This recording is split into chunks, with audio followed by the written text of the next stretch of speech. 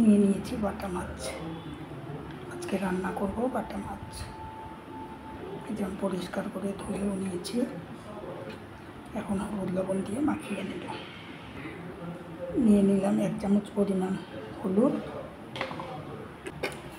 1 চামচ পরিমাণ লবণ। এখন আমি ভালোভাবে মাখিয়ে নিচ্ছি। নমস্কার বন্ধুরা, মমিস ডাউট চ্যানেলে সবাইকে স্বাগতম। আমি কয়েকদিন ধরে বড় ভিডিও দিতে পারছি না, কারণ আমার শরীরটাও খুব খারাপ আর ছেলেরও শরীর খুব খারাপ, তাই আমি বড় ভিডিও একেবারেই দিতে পারছি না। কয়েকদিন পর আজ হয়তো ভিডিও ছাড়বো। এই যে মাছগুলোকে আমি হলুদ লবণ দিয়ে মাখিয়ে নিলাম ভালো করে। এখন মাছগুলো ভেজে মাছ ভাজার জন্য দিয়ে দিচ্ছি কড়াইতে সরষের তেল। কড়াই আমি আগে থেকে বসিয়ে রেখেছিলাম, তেলও গরম হয়ে গেছে। এখন এক এক করে আমি মাছগুলো ভেজে নিচ্ছি।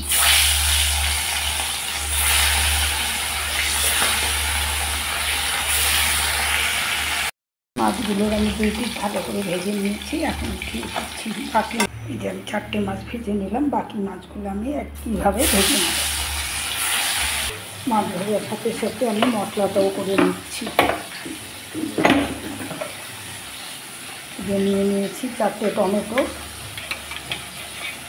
নিয়ে নিলাম। ছোটো জারটা খারাপ হয়েছে, তো একটা বড়ো জারটা নিয়ে নিলাম। দিয়ে দিচ্ছি টমেটো, পেঁয়াজ, 2টো পেঁয়াজ নিয়েছি বড় বড়, 3টে কাঁচা লঙ্কা, সামান্য আদা, কয়েক কোয়া রসুন,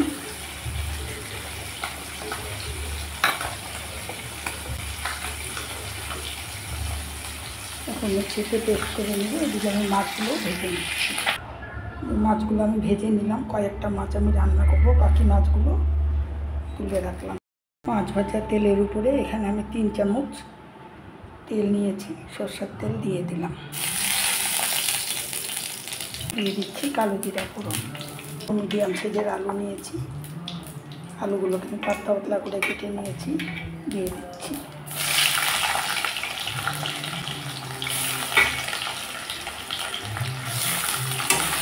আলু আমি একটু লালচে করে ভেজে নিলাম 2 মিনিটের মতো। এখন আমি দিয়ে দিচ্ছি পেস্ট করা মশলা। এখানে আমি 3টা কাঁচা লঙ্কা দিয়েছি, আপনারা সেটা কম বেশি করে দিতে পারেন। প্রচণ্ড গরম, তাই হালকা ঝালের পরিমাণটা একটু কমই দিচ্ছি। জারের মধ্যে যে মশলা করেছিলাম সেই মশলা ধোয়া জল সামান্য পরিমাণে দিয়ে দিচ্ছি।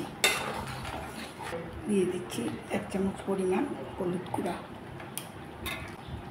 1 চামচ পরিমাণ লবণ, স্বাদ মতো লবণ দিয়ে দিলাম। দিয়ে দিচ্ছি 1/2 চামচ পরিমাণ কাশ্মীরি লঙ্কার গুঁড়ো। এখন মশলার সাথে আলুটাকেও ভালোভাবে কষিয়ে নিলাম। ঢেকে দিচ্ছি, ঢাকনাটা খুলে দিলাম। অনেকটা সময় কষাতে হবে। তোমরা কে কে এইভাবে টমেটো বেশি দিয়ে রান্না করো কমেন্ট করে জানাবে। আর এত গরম না, গরমের মধ্যে টমেটোটা আমি বেশি করে দিয়েছি, কারণ টক টক হলে তথাপিও খেতে ভালো লাগে। আর এখনকার এত গরমে মশলাটা বেশি খাওয়াটা ঠিক নয়। ঢেকে দিচ্ছি,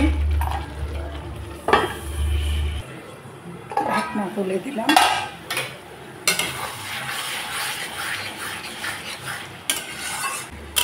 মশলার গা থেকে তেলও ছেড়ে দিয়েছে, আলুও সিদ্ধ হয়ে গেছে। এখন মাছগুলো দিয়ে দিচ্ছি।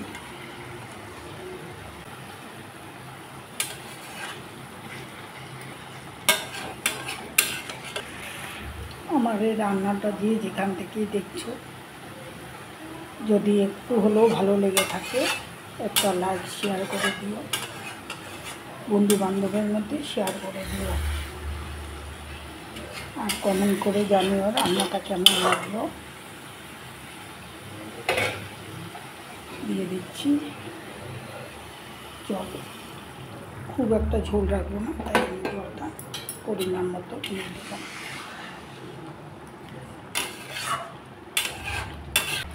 সকলের জন্য রইল আমার অসংখ্য ধন্যবাদ। আর যারা দেখছো নতুন করে তারা হয়তো ভুলে গেছে একটা সাবস্ক্রাইব করতে, অবশ্যই একটা সাবস্ক্রাইব করে পাশে থেকো, বেল আইকনটাকে প্রেস করে রেখো, যাতে আমার রান্নার ভিডিও বা যে কোনো ভিডিওর নোটিফিকেশনই সবার আগে তোমাদের কাছে পৌঁছে। এখন যে ঢেকে দিচ্ছি, ঢাকনা খুলে দিলাম।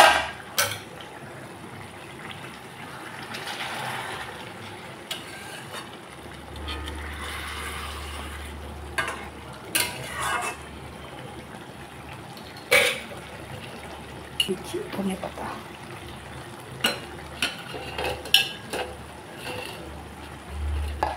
2 মিনিটের জন্য ঢেকে দিচ্ছি, তারপর আমি নামিয়ে নেব। 2 মিনিট পর আমি গ্যাস বন্ধ করে দিচ্ছি, ঢাকনা খুলে দিলাম, রান্না করে নিলাম বাটা মাছ মাখা মাখা করে। এখন নামিয়ে দিচ্ছি।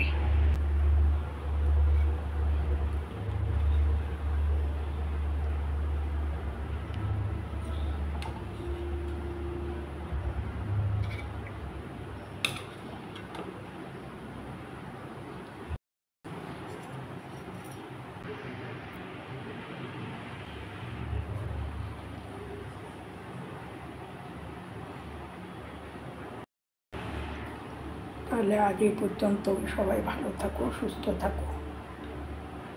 আবার নতুন ভিডিও নিয়ে তোমাদের সামনে চলে আসবো। আজকের মতো এই পর্যন্ত।